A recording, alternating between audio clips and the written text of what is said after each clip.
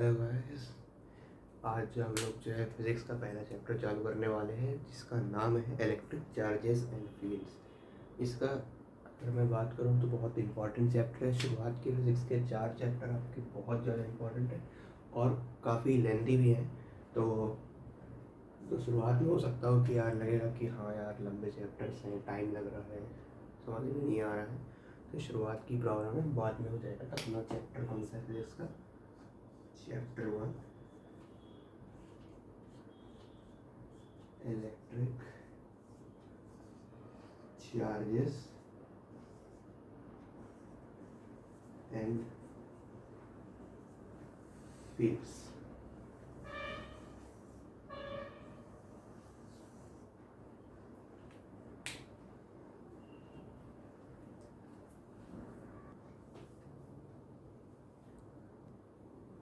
सबसे पहले हम लोग जो है बात कर लेते हैं कि चार्ज क्या होता है। अब क्योंकि नाम से ही समझ में आ रहा है चार्जेस एंड फील्ड, तो सबसे पहले हम लोग इस पूरे चैप्टर में इलेक्ट्रिक चार्जेस के बारे में पढ़ेंगे, फिर चार्जेस से जो फील्ड बनती है उसके बारे में बात करेंगे। ठीक है, तो सबसे पहले हम लोग बात करेंगे कि चार्ज क्या होता है।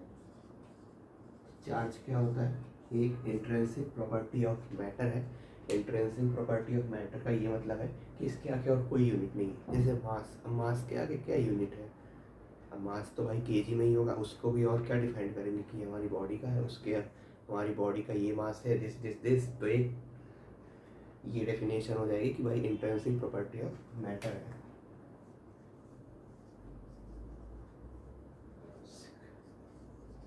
अगर ये वाला भी अगर यूज एक और डेफिनेशन ही हो जाएगी, वाइवा वगैरह में पूछेंगे कि क्या है। अगर हम दो बॉडी को रब कर रहे हैं, if we are rubbing two bodies, there will be generation of two charges, mainly of positive charge and negative charge. अगर हम दो बॉडी को कंटिन्यूसली रब कर रहे हैं, ऊपर नीचे ऊपर नीचे ऊपर नीचे, तो दोनों बॉडीज में चार्ज डेवलप होगा, एक में प्लस पॉजिटिव और एक में नेगेटिव चार्जेस जो है डेवलप होंगे।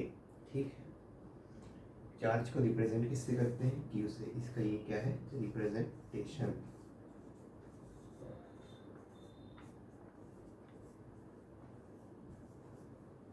ठीक है, इसकी यूनिट क्या होती है? ऐसा यूनिट की बात करें तो इसको रिप्रेजेंट किया जाता है सी, जिसको बोलते हैं कूलम।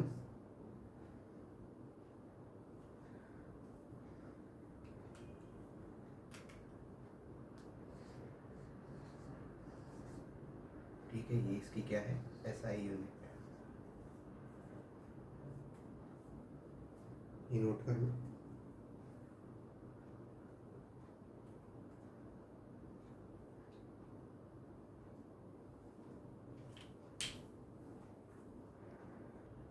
अब अगला जो एक और सवाल जो है पूछा जा सकता है आपके साथ कि चार्ज और मास में डिफरेंस क्या है। ये आपने चार्ज को बता दिया। चार्ज क्या है? इंट्रिंसिक प्रॉपर्टी ऑफ मैटर है, रिप्रेजेंट करते हैं अपन क्यू से, और इसकी यूनिट क्या है? कूलम। ठीक है, तो हम लोग बात कर लेते हैं कि चार्ज और मास में क्या डिफरेंस आता है।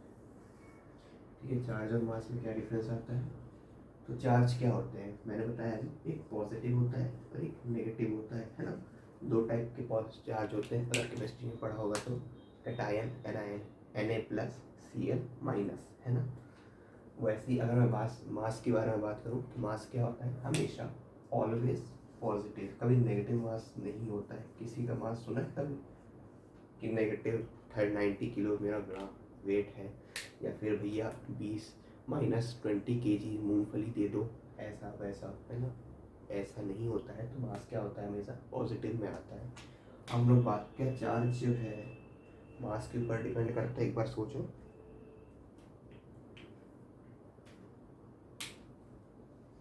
हाँ, चार्ज जो है हमेशा, मतलब कोई भी चार्ज होगा, इलेक्ट्रॉन का चार्ज होगा या फिर प्रोटॉन का चार्ज होगा, तो उसका कुछ ना कुछ मास जरूर होगा। ठीक है, ऐसा नहीं है कि वो बिना मासलेस होगा। हाँ, बोलते ज़रूर है कि बहुत कम रहता है, लेकिन रहता ज़रूर है। आज तक कोई भी ऐसा सोर्स नहीं है जिसका मास ही ना हो। हर एक चीज़ होती है जिसका कुछ ना कुछ मास होता है, बहुत कम होता है लेकिन होता ज़रूर है। तो चार्ज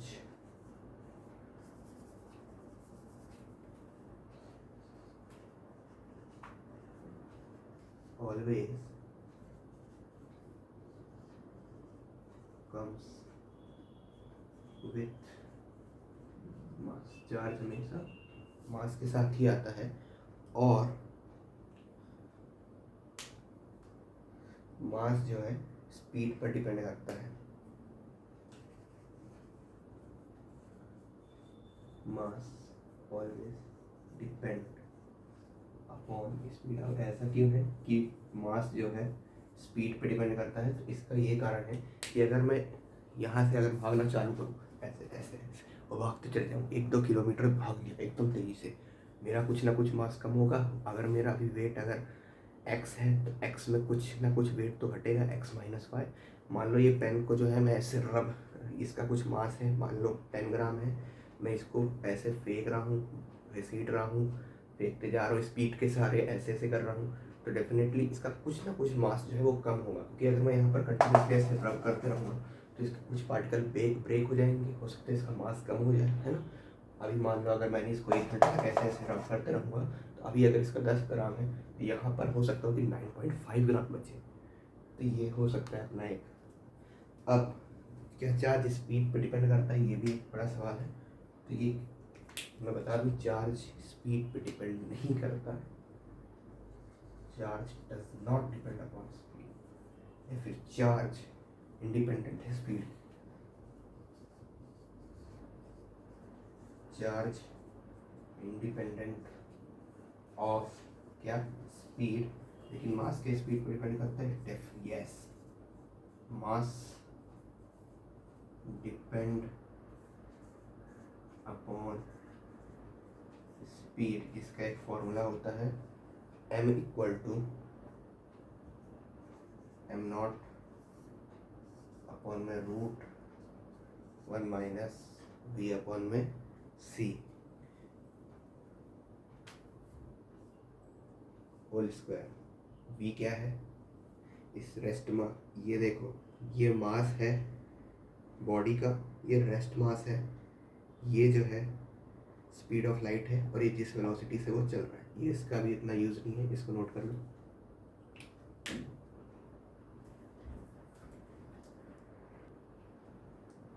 हम लोग बात कर लेते हैं कंसंट्रेशन ऑफ चार्जेस के बारे में।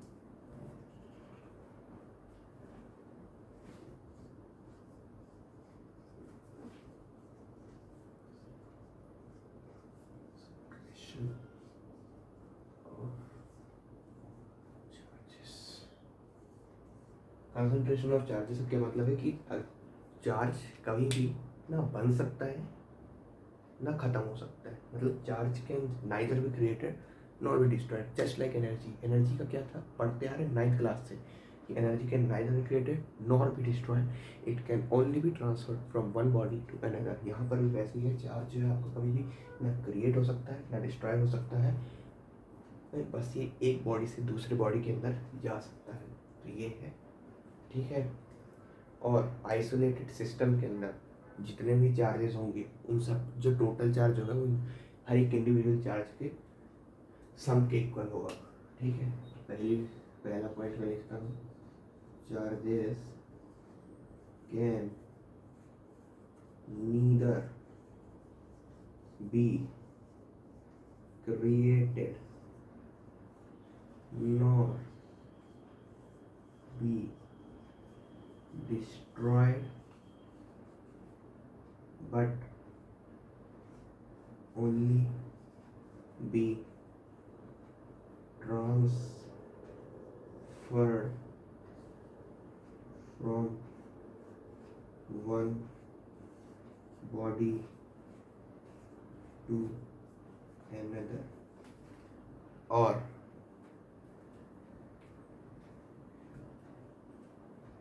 एक मिनट,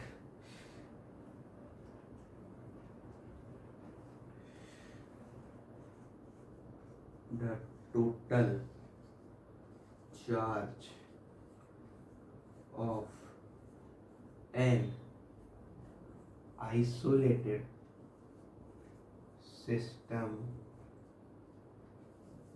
is constant। सिस्टम है ना, आइसोलेटेड सिस्टम के लिए क्या होता है, चार्जेस जो है कांस्टेंट होते हैं। मतलब Q1 plus Q2 plus Q3 till Qn जो है Q1 dash plus Q2 dash plus Q3 dash till Qn dash के इक्वल होगा। ठीक है, कंसंट्रेशन ऑफ चार्जेस नोट कर लीजिए।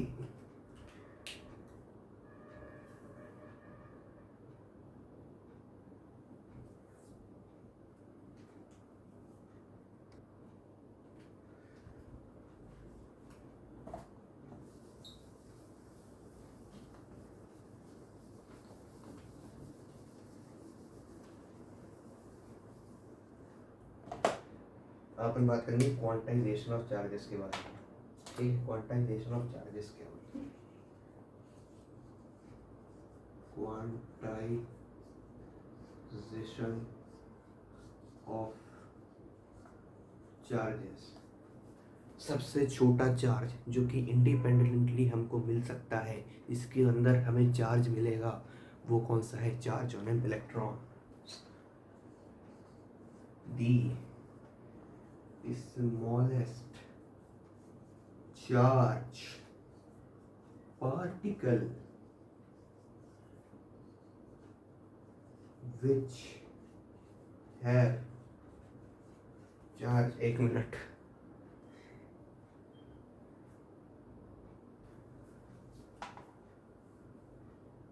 which can exist independently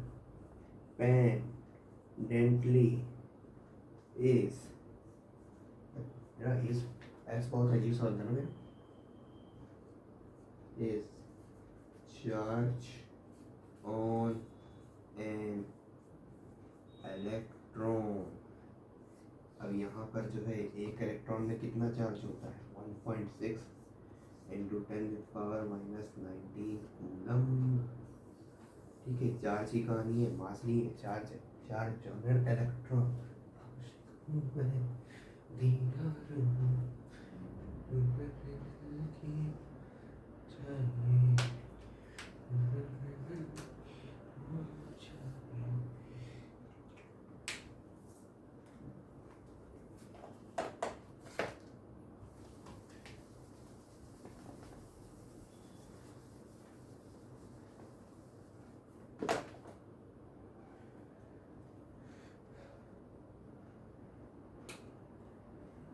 charge हमेशा इंटीग्रल मल्टीपल में हमें जो है मिलते हैं। इसका क्या मतलब है? मतलब कभी ऐसा सुना है, अरे या 2.5 इलेक्ट्रॉन चार्ज लेकर आ जाते हैं? कभी सुना है कि भाई Na जो है अपने जो है 2.5 इलेक्ट्रॉन दे दिए? ऐसे कभी सुना है? या फिर Cl ने जो है 2.-2.5 चार्ज ले लिया, इलेक्ट्रॉन ले लिया? ऐसा कुछ नहीं होता है, इंटीग्रल मल्टीपल में ही हमको मिलता है यो। ठीक है, Ne और N क्या होता है? 1 2 3। ठीक है, ऐसे ही 1 इलेक्ट्रॉन 2 इलेक्ट्रॉन 3 इलेक्ट्रॉन। ठीक है, चार्ज का जो फॉर्मूला होता है वो होता है Ne। N क्या है? Integral multiple. E क्या है? Charge on electron. और Q क्या है? Charge of the body.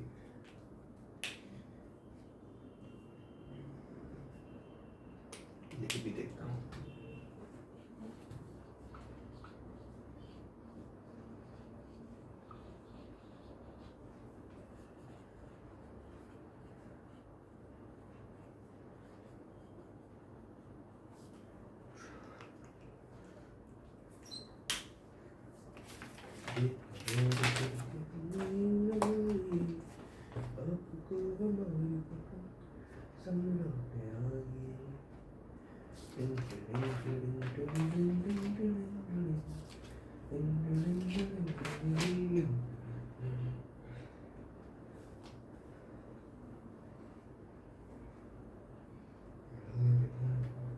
अब आ जाओ एक न्यूमेरिकल सॉल्व कर लेते हैं इसी के ऊपर।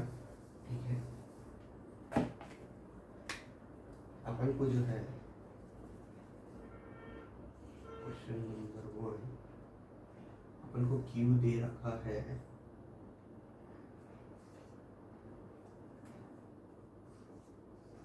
32 × 10⁻⁸ कूलम।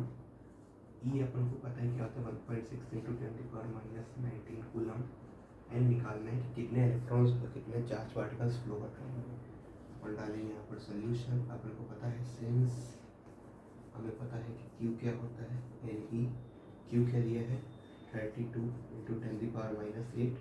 एन अपन को पता है नहीं इलेक्ट्रॉन 10⁻⁻19 कूलम। कूलम से कूलम कैंसिल यूनिट भी कट जाती है। ठीक है 1.6 यहाँ आएगा 32 इंटू 10⁻⁻8 अपॉन 1.6 इंटू 10⁻⁻19। चलो कूलम कूलम लिख देता हूँ एन। ये हटाओ यहाँ से पॉइंट, ये 10 ऊपर गया 1 जा 2 जा ये आ गया। ठीक है